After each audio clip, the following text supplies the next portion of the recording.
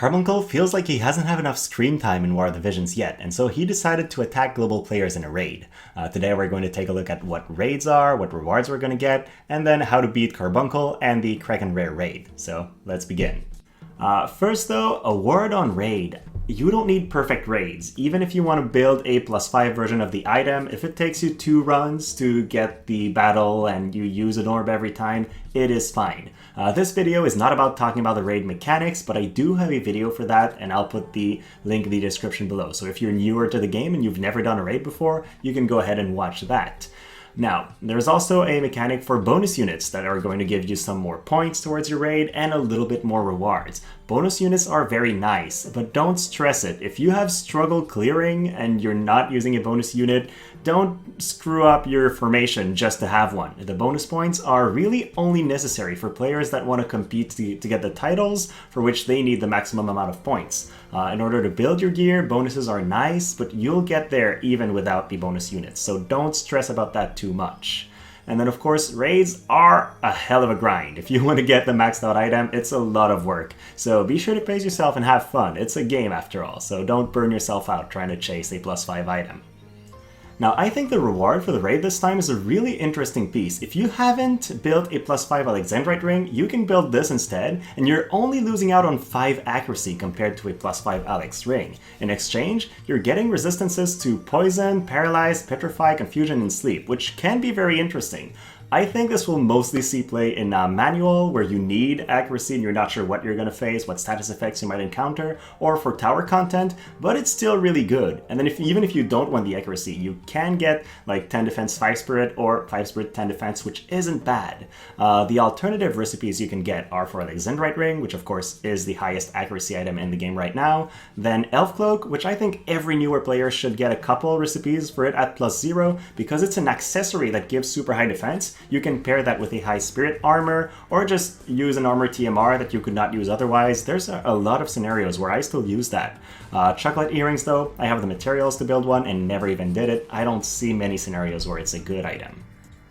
Okay, so on with the raid. Carbuncle is a light element, Esper type unit.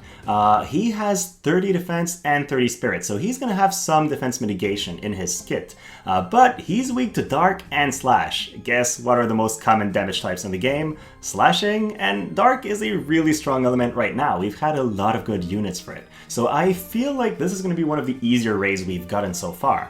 Carbuncle can be stunned, and then his mechanic is he's going to apply Reflect in an AoE, so on himself and allies, and that will throw back the magic attacks you throw at him on yourself. So be very wary when bringing mages into these fights. If you don't know which abilities can and cannot be reflected, if you go in-game and you look, there's a little wave icon now, like blue wave, next to a lot of abilities, and that means they can be reflected. So you can turn those off possibly and run mages still, but do be careful. He will trigger reflect. Carbuncle also has a mechanic where he's going to eventually dispel his own reflect and then increase his defense and decrease his spirit, but from the JP footage I've seen, even Dark Slash teams that are purely physical don't struggle too much when he does that, so I think we'll be fine without worrying about this ability too much. What he will deal to your team is light and neutral element magic type damage, so if you have good magic resistance, you're good, your team should survive this fairly well.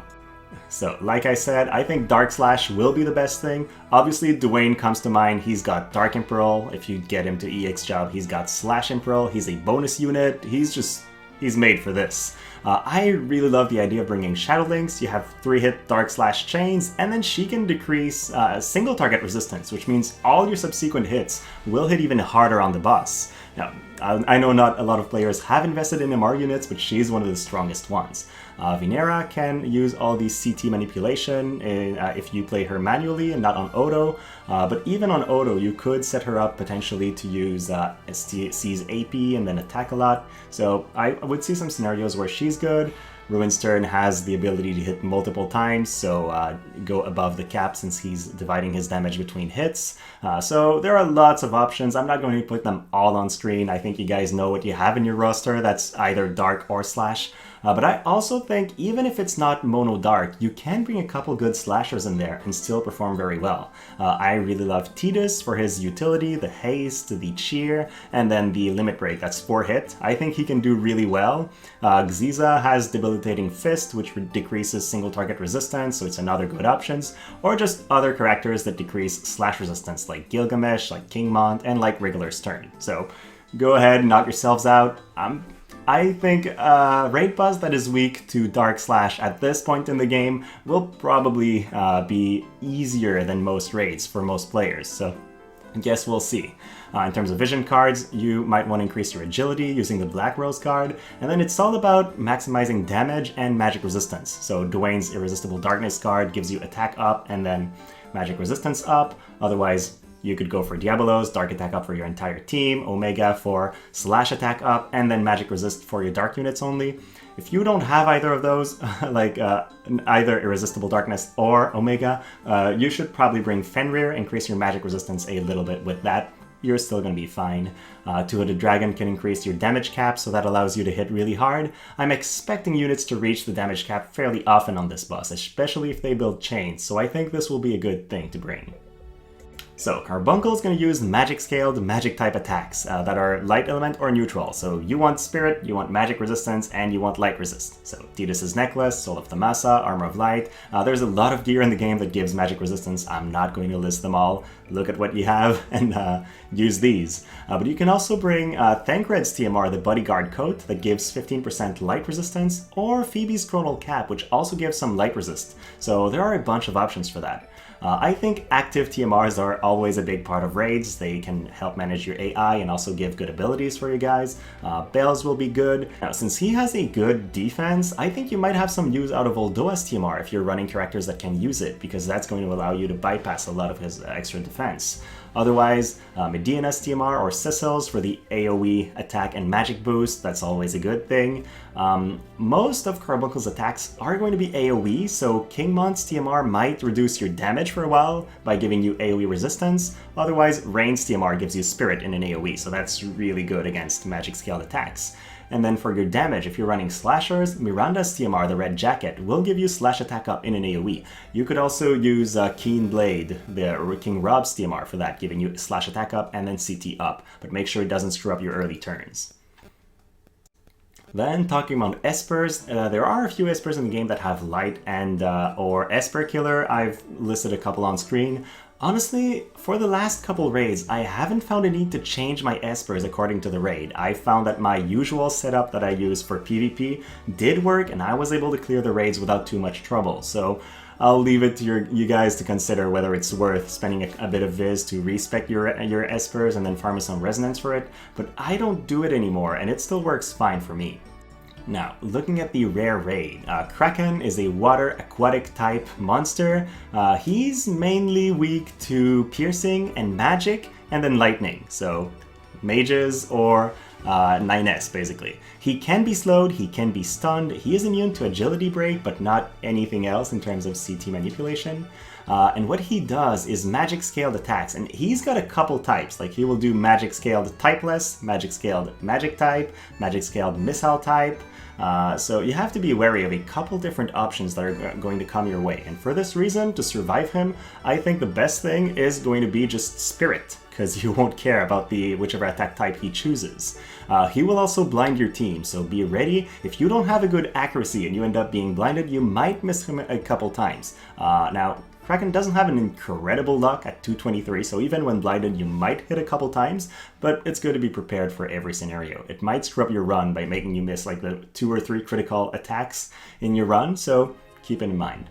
So, I see 2 possible setups for this guy. First of all, just mono lightning team, go and kill him with lightning physical attacks. For this reason, 9S is a really good option. I think he's got the pierce, he's got the lightning, he can decrease pierce resist, he can decrease defense if you're running the astrologer card on him, so he's just got overall a very well-rounded kit.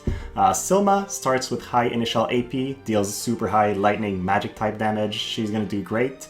Orlando, if you have him, has a Lightning Imperil, so that's really good for your Lightning team. Alim surprisingly does a lot of damage, even at 99. She's got Pierce Attack, Lightning, and then ignores defense. So that can be good, but this Kraken doesn't specifically have defense, so not really an advantage here. Otherwise, you also have the option of Skahal, which has Time Magic and then Lightning Magic, so he might do well also. Otherwise, I think just mages in general are going to be good. He has weakness to magic attacks, and we have so many powerful mages in the game that basically hit cap on their attacks without weaknesses, especially Black Witch Helena. So I think if you're bringing a Black Witch, you use Kill Fate to reduce the enemy's magic resistance even further, you're going to be just fine with a bunch of mages. And the advantage of mages is they can't really chain, so you don't have to worry about CT that much. You just have to make sure you have the highest amount of damage possible. A note for Mashari that can prevent blind using Calamity Guard, so you have a couple additional options there.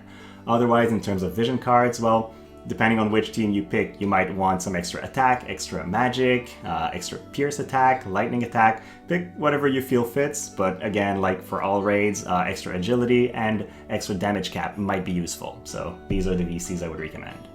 Now, there are a couple pieces of gear that help against blind. We've just got these silver-rimmed glasses that you can wear. They give you 20% blind resist, so it's basically immunity against his blind. The sortilege does the same.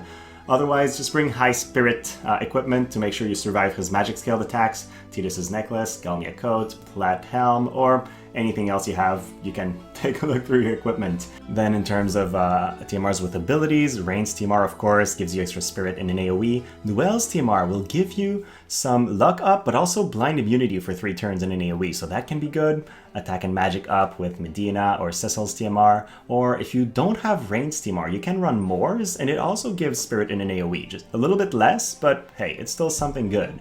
And then, again, there are a bunch of Espers that have either Aquatic or Water Killer. You can look into these, but I don't think it's going to be that necessary. So that was it, guys. Thank you so much for watching. If you have any comments on the format, anything you'd like me to improve or talk about in another video, let me know. And as per usual, if you've enjoyed the video, please like and subscribe, and then have a great rest of your day.